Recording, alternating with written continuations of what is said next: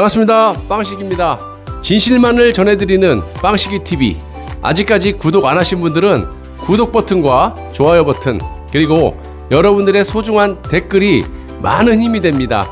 또한 멤버십 정기 가입과 영상 아래에 환호 버튼을 누르셔서 저를 도와주시는 방법이 있습니다. 자, 멤버십 가입은 영상 아래에 가입 버튼을 누르셔서 진행하시되, 모르시면 가까운 핸드폰 매장을 가시면 바로 해주신다고 하니까 참고하시고요. 항상 진실된 방송을 제작해서 여러분들께 전해드리도록 노력하겠습니다. 감사합니다. 증거물의 정보와 분석을 요하는 그런 내용과 지원 요청, 일시 등을 기재를 해야 하는데, 검사가 이거 JTBC가 전달한 태블릿이니까 빨리 분석을 해야 한다는.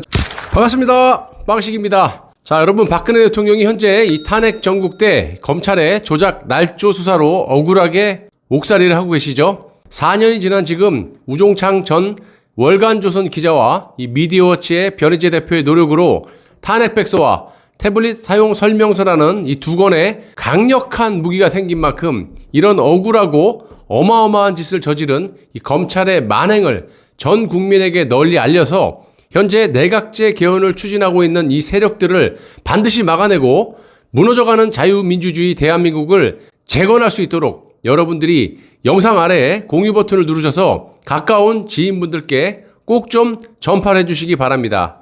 국가와 국민을 지켜내고 후손들에게 자유 대한민국을 온전히 물려줄 수 있도록 여러분들의 많은 성원과 협조를 부탁드리겠습니다. 이런 것도 여러분들 애국하시는 거예요. 이번 시간은 태블릿 PC 진실 시간입니다. 여러분들도 아시다시피 귀에 딱쟁이가 앉을 정도로 제가 말씀드렸지만, 박근혜 대통령 탄핵은 JTBC의 이 태블릿 PC 날조 보도와 함께 시작이 되었습니다. 그만큼 상당히 중요하다는 것이고요.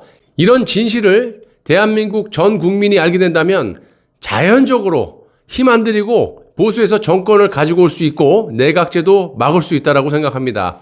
여러분들, 현재 나라의 흥망성쇠가 달린 막중한 현실 속에서 제가 하루에 2번 정도 하고 있는 탄핵의 진실과 태블릿의 진실을 여러분들이 처음부터 꼭 좀 시청하시고 이해를 하셔야 됩니다.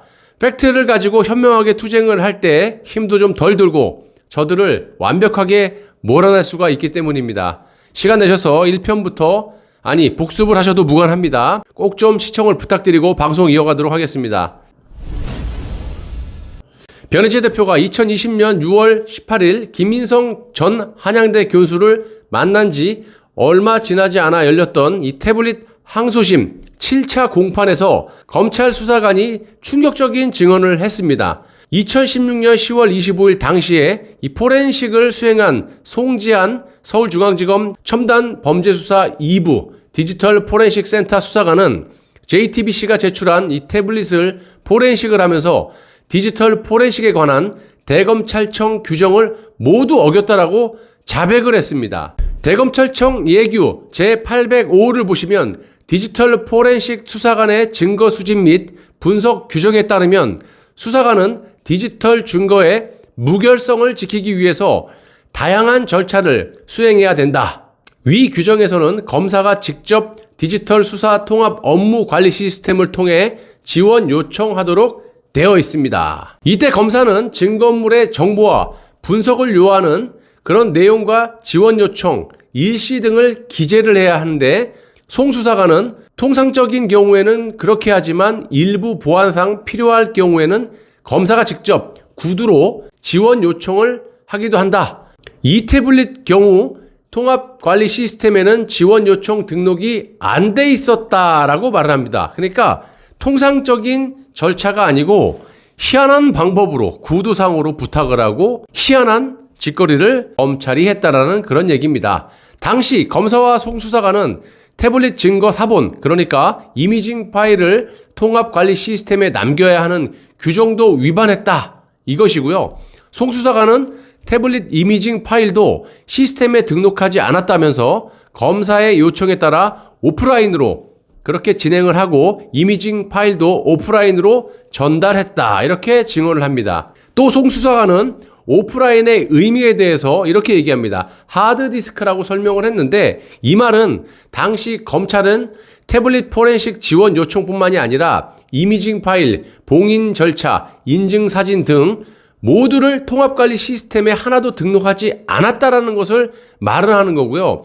조금 더 쉽게 말씀드리면 절차를 무시하고 기록에 남지 않게 수작을 벌였다라는 그런 말이에요. 이런 송수사관의 증언이 사실이라면 대한민국의 대통령 탄핵에 결정적인 기여를 한 그런 증거물을 검찰은 관련 규정을 통째로 위반하면서 사실상 불법으로 비밀리에 포렌식을 한 셈입니다. 어제도 말씀드렸지만 컴퓨터고 알고리즘이고 뭐든 간에 그거를 통제하고 제어하는 건 인간, 사람이라는 말입니다. 심지어 그 과정을 되짚어볼 근거 자료조차 통합관리 시스템에 저장하지 않은 채 현재까지 불법적으로 서울중앙지검에 보관하고 있는 그런 상황이라고 말씀드릴 수가 있겠습니다. 변희재 대표가 당시 송 수사관에게 검사가 포렌식 분석을 요청하면서 태블릿 실사용자가 누구인지를 가려달라고 했느냐 이렇게 물었고 송 수사관의 답변은 그런 요청은 없었고 단지 자동 분석 보고서와 위치 정보에 관한 구두 요청을 받아서 분석해줬을 뿐이다 라고 말을 합니다. 또한 송 수사관은 검사가 이거 JTBC가 전달한 태블릿이니까 빨리 분석을 해야 한다는 정도만 이렇게 설명을 했다면서 사전에 최소한의 것이라는 식의 설명은 전혀 없었다라고 법정에 증언을 했습니다. 최소한이 사용한 것이 명백하다라고 단정한 이 검찰 보고서 6건에 대해서도 검찰 수사팀에서 작성한 것이라면서 자신은 전혀 모른다 이렇게 말을 하고 있고 이 또한 송 수사관의 증언이 사실이라면 검찰은 애초부터 태블릿 실사용자가 누구인지를 가리기 위한 그런 포렌식을 의뢰한 게 아니라 지들이 원하는 것만 쏙쏙 빼가려고 불법적으로 포렌식 작업을 했다라는 셈이고 그런 가운데 최소한의 것으로 결론을 내는 여러 보고서를 검찰이 작성한 셈입니다. 실제로 2016년 10월 28일부터 11월 초까지 작성된 서울중앙지검 검사들의 수사 보고서를 보시면 태블릿 PC는 최순실 씨가 사용한 것으로 명백히 확인. 최순실이 태블릿 PC를 이용해서 최순실이 사용한 태블릿 PC, 최순실이 태블릿 PC로 지메일 계정에 접속하여 등등 이 같은 확정적인 표현들이 질비합니다. 증인신문을 진행할수록 당시 검찰의 포렌식 절차 위반 실태는 점입가경이라고 말씀드릴 수가 있겠습니다. 굳이 점입가경이라고 말씀드릴 것도 없어요. 벌써 다 드러났어요.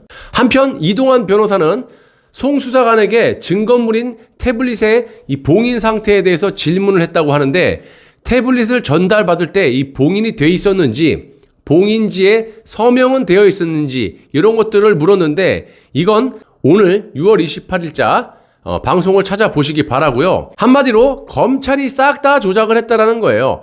또 차기한 변호사는 정상 상태의 카톡방은 일부러 삭제를 하지 않으면 전원을 껐다 켰다 요런 동작만으로 수백 건의 대량 삭제가 불가능하다라는 송지한의 수사관의 증언을 이끌어냅니다. 어떻게 이끌어내느냐? 간단하죠.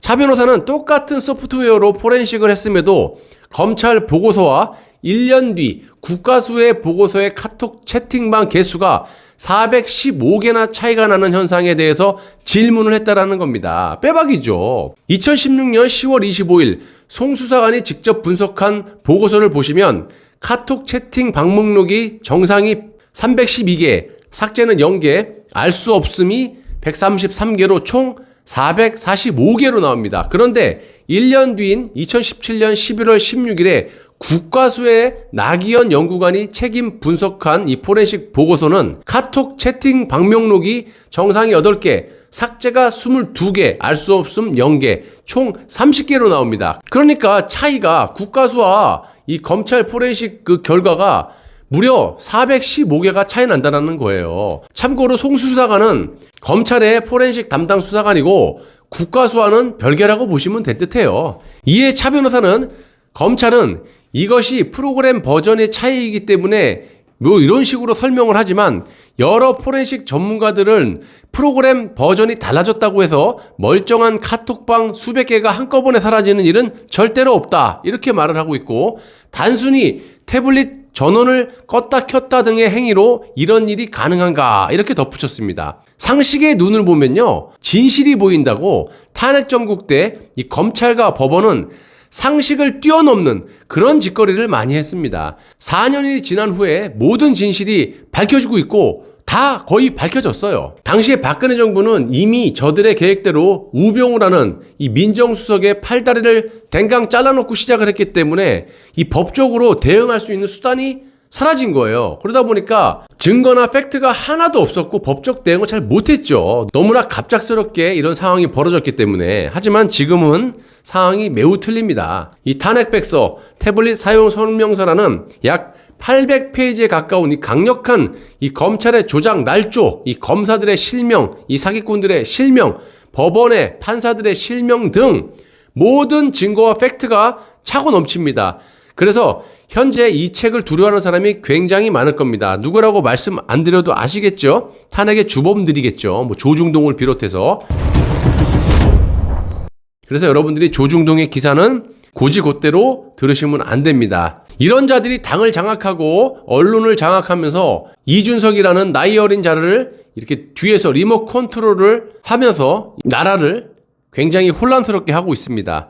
내각제 개헌을 저들 입장에서 관철시키지 못한다면요, 자기들이 감옥 갈 게 뻔하기 때문에 정말 철면피 같은 짓을 대놓고 하고 있는 겁니다. 절대 믿어서는 안 됩니다. 누구를 믿어요, 여러분? 뭐 김종인, 김무성, 유승민, 홍석현 이런 자들 말을 믿습니까? 그들이 지금 밀어제끼는 사람이 누굽니까? 상식의 눈으로 보면 진실이 보입니다. 더 이상 말씀드리지 않겠어요. 자, 그래서 이 영상을 보시는 보수 애국 시민분들이라도 이 조중동의 거짓 기사 내용에 현혹이 되시면 절대로 안 되는 거고요. 왜? 그들도 명백한 탄핵의 주범들이기 때문입니다. 자, 여러분들 무너져가는 나라를 재건할 수 있도록 저와 여러분들이 힘을 합쳐야 됩니다.